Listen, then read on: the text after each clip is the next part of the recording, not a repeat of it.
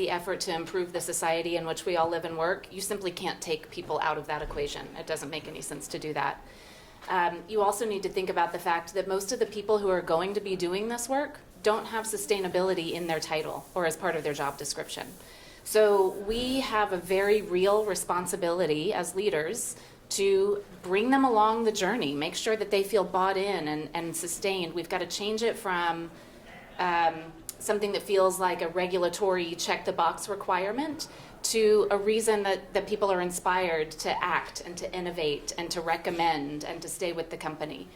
So, that looks like things like leading with purpose. I know that's a big cliche and overused term, but what I mean by that is leaders need to be able to give their employees space to take on a stretch project that has to do with a sustainability goal. They should celebrate when their employees are out doing good things in the world.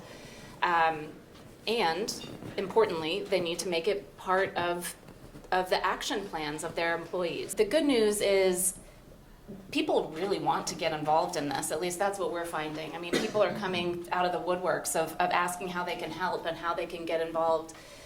We have an employee resource group called NEST, which is for people who care about environmental sustainability. And we get together and hear speakers, and we take on environmental challenges. And in fact, if I can just digress for just a second, because we had an eco challenge that I think might be an eye-opener to some people, because it was for a lot of our people.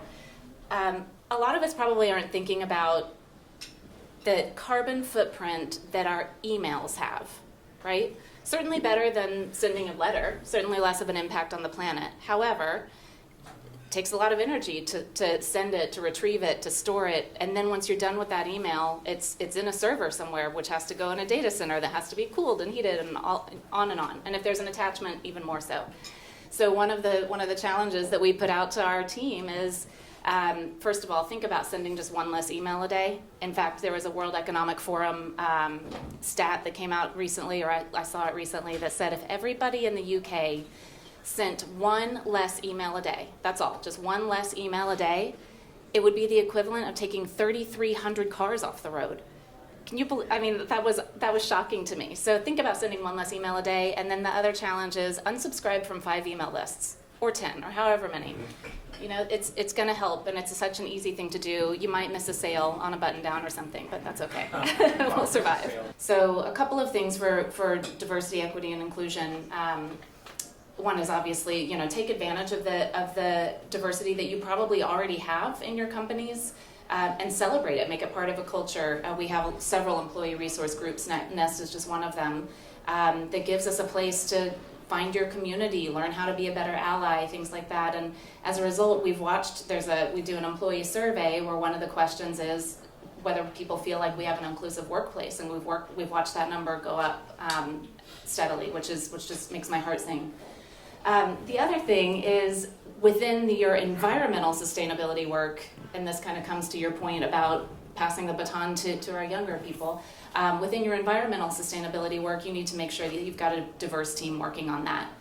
So I put together a sustainability council within our company, and it's the coolest team of people, because it's about a dozen of us. Of those 12 people, just from our company, we have 5 countries represented, I think 9 different divisions. Some people they just graduated college in May. Some people have been with the company for 2 decades. So every time we come together for a meeting, we're approaching problems from different perspectives. We bring different skill sets, different ideas of what needs to even be addressed based on maybe where you sit in the world. India and America might have 2 very different views on the same issue, for example.